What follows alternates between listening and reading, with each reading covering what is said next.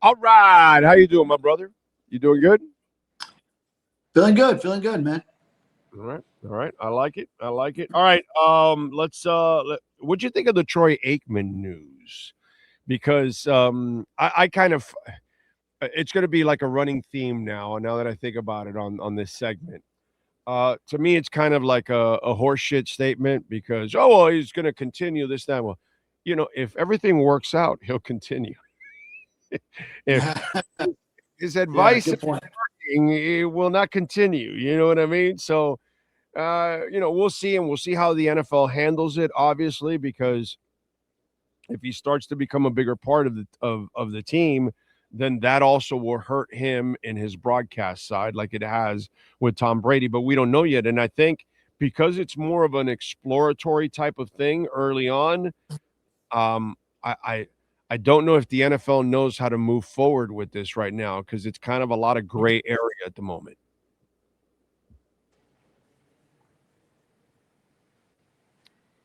He froze. Got me? Oh, okay. Yeah, I lost part of that, but I get where you're going with the topic. But yeah, I mean, I know it was a big deal with Tom Brady and the Raiders and him being on Fox broadcasts. I feel like people made a bigger deal of it than it needed to be. So I mean, how much did it really help the Raiders? They're still picking at the top of this draft. Didn't win a lot of games last year, so as far as like that, the bias perspective, or I could understand that part, but I mean, as far as a competitive advantage, I don't see much of it for Troy Aikman in bringing information back to the Dolphins or anything like that. How some people try to envision this type of stuff, because in a lot of those production meetings, and I think yes, you reveal some information, and I'm not part of these, being in my part of the media, but the broadcast production meetings, yeah, there's some information that needs to get to the broadcasters so that they understand what's going on. But at the same time, if you're any NFL head coach, you're not revealing everything to them. You shouldn't be, at least, because it's still someone that's outside of the organization, and they in turn are going to be talking to all these other teams as well. So you'd be smart just to make sure that you're not going over the top in how much you give that person, regardless. So, but again, I'm not privy to exactly how those production meetings go, and that whole dynamic. Well, I know how the production meetings go because I've been a part of them, but not it's not so much that. I think you also get to hang around the building for a couple of days watching practice, Hmm. and then you'll while you're watching practice, you're talking to the pro personnel guy, you're talking to the college director guy, and all that. The funny part I find about all of this is dude, Aikman's been doing this for 15 years. So he's already amassed whatever information he has, anyways, So it's not like now moving forward, oh, wow, he's never seen our operations or whatever. And he's, I'm sure he knows people all over the place that he talks with. And I'm sure he has dinner with different people from different teams when he arrives on a Thursday night or a Thursday morning where he watches practice for Thursday and Friday and all that. Because, dude, I used to see it all the time. Harvey Green would run out with his umbrella to go, bring all the national people, or, in the latter part of the week so they can then, cover the team. And they were there for a couple of days with us, and they had carte blanche going through the building and all that.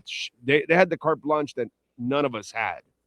Okay. So that's why, that's the funny part is whatever damage he was going to do, he would have already done it, because he's already got all the info.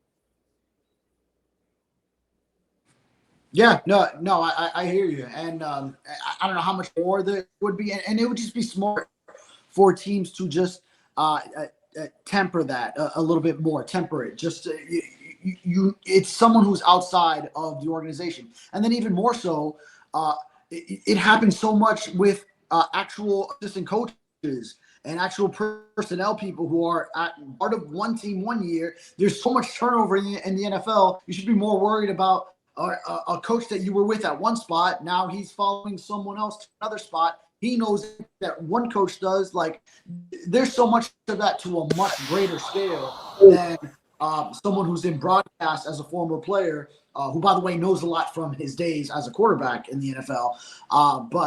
I feel like there's just so much from like a coach that was with a team 1 year, goes to another team. They've got the entire operation of how coaches run things. You know, it's not like a coach is going to actively conceal information from their own assistant coach because, hey, next year you could be somewhere else. You know, so there's just I feel like that's of a much greater concern than anything Troy Aikman could grab in a couple of days. Chatting with people and either way, then that's also on team like PR staff to say, hey, all right, this person's going to be around. Yeah, you can talk to them, but either treat it like you would any other media person, like say the team. Yeah, no, but let me explain something. That doesn't work that way. The media personnel pretty much is almost rendered useless, and they don't have a lot of power over people like Troy Aikman or famous people like that or former players, because once they walk into the building, if they know coaches or they know personnel people, they trample right over the media relations department. They don't control it. So I'll give you an example. I'm going to give you an example that I guarantee you happened to Troy Aikman several times, and now it will never happen again. Here it goes. So you're on the sidelines, you're shooting the shit, and you're talking to the GM. And oh yeah, no, I remember when I was drafted and I went through this, that, and and then you tell some draft story, and then he tells you some draft story, and then all of a sudden you guys go bullshitting and you go walk into the draft room and you show them, because you start going over a story about a player that's playing now or whatever, and you show them because you know Troy, you've known him for years, he's not going to say anything. You know what I mean? Now you will not be buddy with Troy to the point that you'll take him into the draft room, that you'll take him to certain parts of your building where there's actual real information. Now you will then tread a little bit lighter now, because professionally you have to now walk a different path with him. And I think that's what's going on with some of these guys, because some of these guys are talking with their former coaches' sons.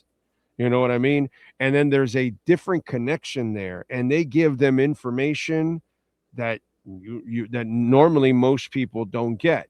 And I tell you this because I've had the pleasure of getting information from people that the normal media doesn't normally get. And so I do understand. And I've had the pleasure, by the way, of walking through the building over media relations people while I go talk to somebody that's in the building, because the person called for me. The media would have never allowed me to get in there. You know what I mean? So it's things like that it all depends on the person and the access that you end up getting. Okay? Because I've done it where I've been talking to somebody from the building, and there's media relations people that are like, 50 yards away looking at me going, how the fuck is he doing this when he's never here or whatever, that kind of stuff. So so I've, it's, and that is 100% truth, bro. 100% truth. So I know that this happens. So now what I think will happen is some of the people that he does know won't give him the same kind of access. They'll bullshit with him. They'll talk, but there's going to be a separation of church and state, as they say. Yeah, a little buffer there, and I mean that's kind of what I'm pointing to, is that might be what media relations staff advises people around is, hey, be cautious of this. You could hurt the team potentially if you reveal too much information here, because remember, he is now working with the Dolphins. Like if someone has a Monday night game 1 week where Troy Aikman is around, and then personnel and staff on that team might tell them, hey, remember, we play the Dolphins later. Things you say to Troy Aikman might end up getting to Miami team facilities at some point later on. It just might be what they advise people, where, hey, even if you know him, just be cautious. So yeah, exactly that. Like there might be a little more of of a buffer there. Yeah, I just find it funny. And then this swings over to the other one, which I think is absolute total and complete horseshit. Is, oh well, no, we're not trading Achane, and well, you weren't trading Waddle and Achane a month ago, and now you traded Waddle, and so to me, your words mean absolutely nothing when no GM's words mean anything, because everyone, Laramie Tunsil's available. Doesn't matter who you are, dude. You're available. Jimmy wanted to trade Marino. He was ready to trade Marino, and if Huizinga didn't stop him, Marino would have been traded to the Vikings, and that would have happened. And anyone is available. So to me, that's another one that it's like he's doing the same thing. And I by the way, Sully's doing the perfect thing. You get there and you say, no, well, we're rebuilding. We're going to trade everybody. Now you lost leverage. Now you have no leverage because everybody knows you want to trade everybody. But if you act like you want to keep these guys and you want to build around these guys, now they've got to pry them away from you with a first and a third, which was freaking amazing by him. And I think that's what he's trying to do with Achane. Somebody will suffer an injury in training camp leading up to the preseason. Somebody will suffer an injury leading up to the trading deadline. He's going to wait for desperation to set in. The Broncos, their window is now. Their desperation is now. They have failed with some of their receiver picks. They said, oh, we got to go get ourselves a guy that we know can play. And they've overpaid. And they got him by desperation. That's what I think is going on. So when Sully says, oh, we're not trading him, I say, Sully, you're full of shit. You say what? No, I mean, that's totally a plausible scenario in this whole thing. I think the Waddle situation and Devon Achane situations are different. See, with Achane, then Sullivan has said to media, like when we had a roundtable with him, the ones who traveled to Indianapolis at the Combine, with Achane, yes, he's interested in doing a contract extension. That'll come later in the offseason, is what he said. He didn't have to answer the same question on Waddle because he received the contract extension. So it's not like he had to go and commit to the previous money that was already put forth to him. And when we see the after report, I actually, because you're doing this all based on if it's Sully putting word out or Dolphins putting word out.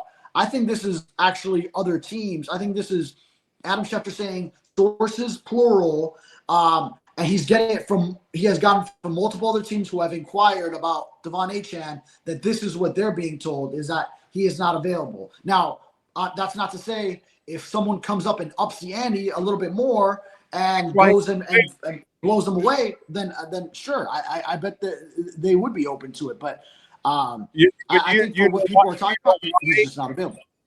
I think you're missing the point on why this hurdle is a little more different than the Waddle one.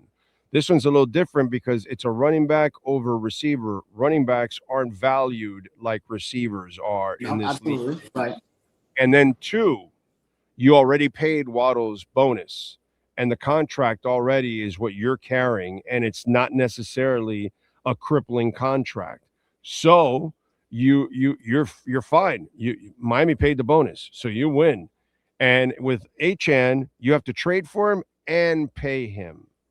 Yeah. So that's kind of like, I'll give you an example. The Indianapolis Colts just traded for Michael Pittman Jr. They traded a 6th round to 7th round swap, but then gave him a contract that, it averages at $8 million this year, but it's like 22 and 26 the 2 years after that. So it goes drastically up and more along what the market is. So that was part of it. They couldn't get as much for Michael Pittman Jr. in return because in turn you have to give him a contract. So that's the trick now with Achane. Why you're not going to get the highest of picks, because whoever trades for him has to also give him a contract. So whoever has inquired hasn't offered much.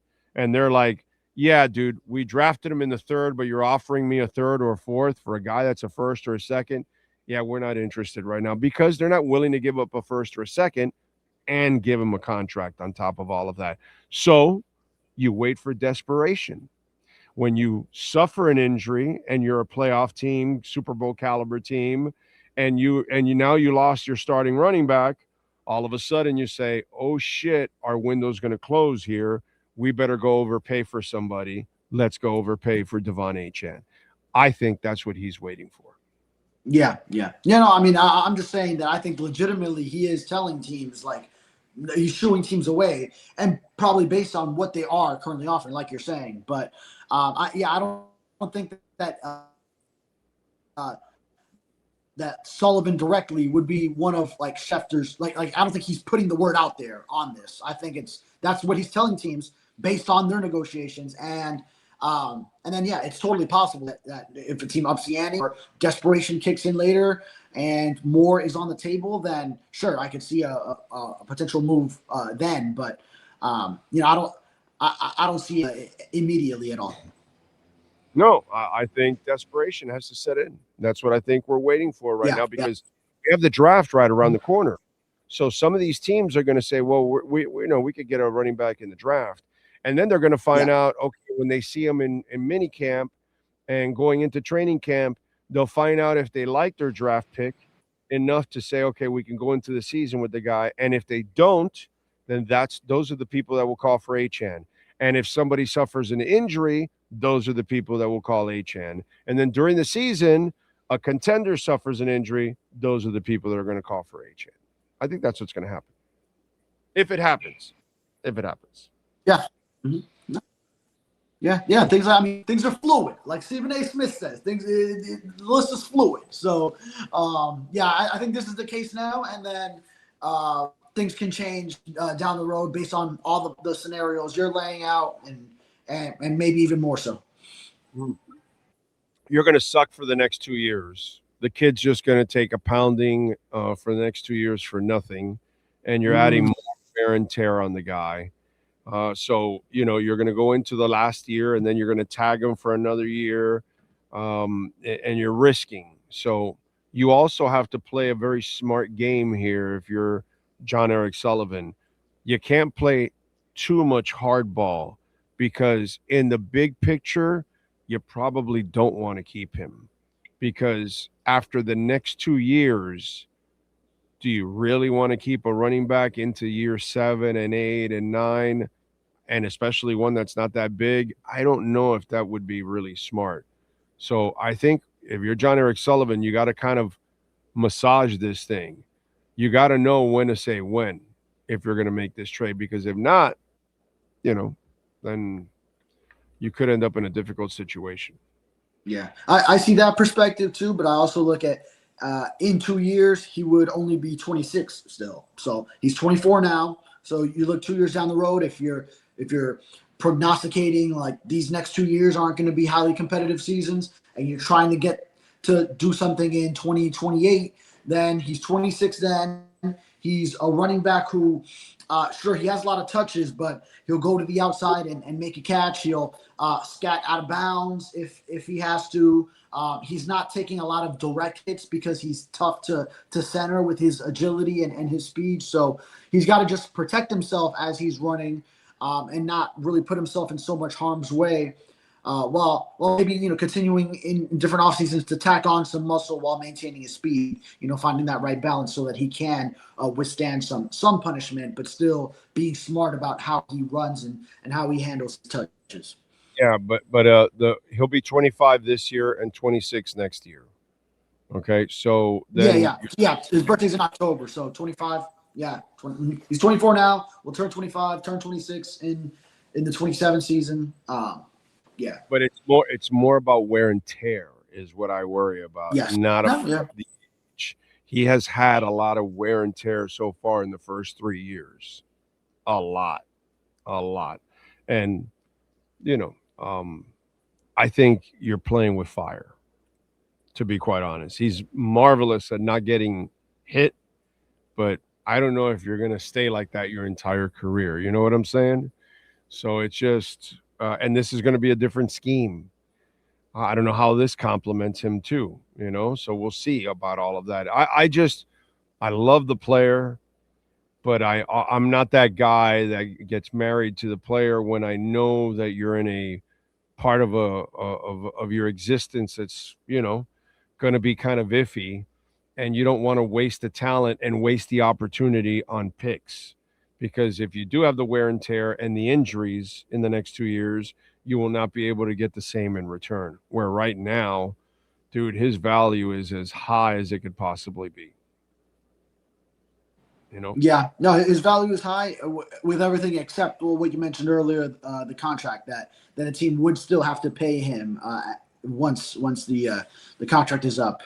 Possible that franchise tag comes into play and all that, but yeah, his value is high now, but not as high as Waddle already being locked in at a more premium position at wide receiver. But yes, at 24, still without the taxing of all those touches, of all those carries still coming into play, then yeah, his value is highest now.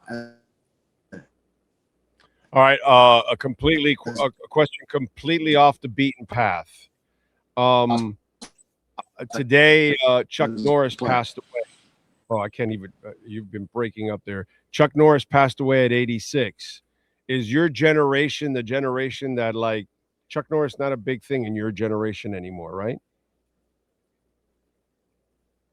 No, I mean, actually, when I was like in high school, then that's when all the Chuck Norris, if you call them memes, if you call them jokes, like all those jokes of like how amazing Chuck Norris is, like those became popular. Like, I can't even come up with off the top of my head, but you know what I'm talking about, like in the mid 2000s. Chuck Norris doesn't do push-ups; he pushes the world. Yes, yeah, yes, yeah, like that. Yeah, right.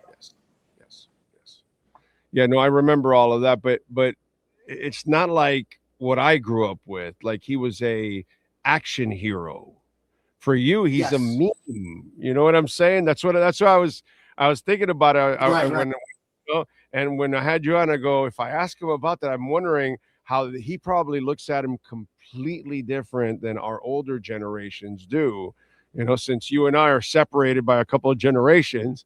So it's just kind of like, it's interesting how you view Chuck Norris and how older generations view Chuck Norris, because older generations view him like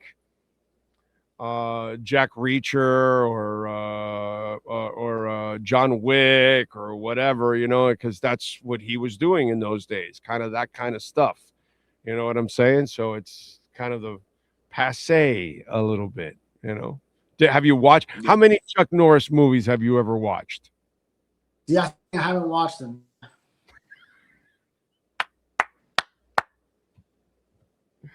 I knew it. I became familiar with it. When all the Chuck Norris memes came out, and then like I knew of, and then I realized like later on, oh, so this is what Chuck Norris is actually famous for.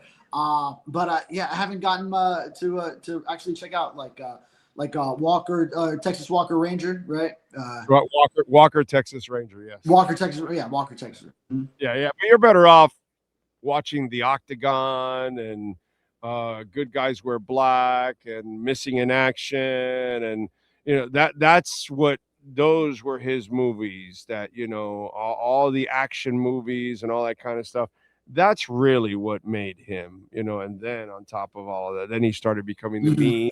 And I know he does this whole thing about some shake or some vitamins or something that he pushes and all that kind of stuff. I don't think they'll be on anymore. But yeah, he's become that kind of pitch man and all that kind of stuff, in his later years. But I figured that he would something completely different to you, obviously. So there you go. Yeah, that's a generational gap. Yeah. He memes something different for you instead of meaning something different for me. All right, follow him on Twitter at David Furones _. What do you got going on in the Sentinel? Yeah, this week covered the Waddle news, the Achane news, put together a free agency, sort of who's coming, going, staying for the Dolphins. So if you've been a little confused on all the names, make sure to check that out on the Sun Sentinel Dolphins page. It was posted early in the week, so you'd have to go down there a little bit. And we're getting some interviews in a little bit later today with some of the new guys coming in, aside from Malik Willis, who we've already spoken to. So some of the new free agents, we'll get to hear from them on Zoom. So check out what we produce off of that. There you go. Follow him on Twitter, David Furones _. David, have a fantastic weekend, my brother. We'll catch up on Tuesday. Hey, and Chuck Norris doesn't flush the toilet. He scares the shit out of it. There you go. I like it. There you close. There you go. Thank you. Have a good weekend. All right, man. Welt Rheaume 954-966-4646. The consultation is completely free, dude.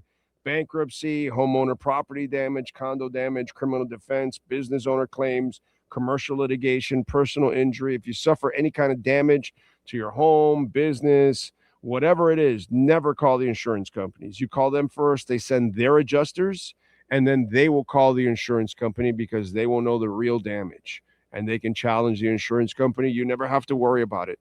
You never have to deal with the insurance company. They deal with it. The only thing you do is pick up a check in their offices. 954-966-4646. They are phenomenal human beings. They are exceptional lawyers. I saw them crush Progressive for us when we had some idiot kids go through the wall of our house. 954-966-4646.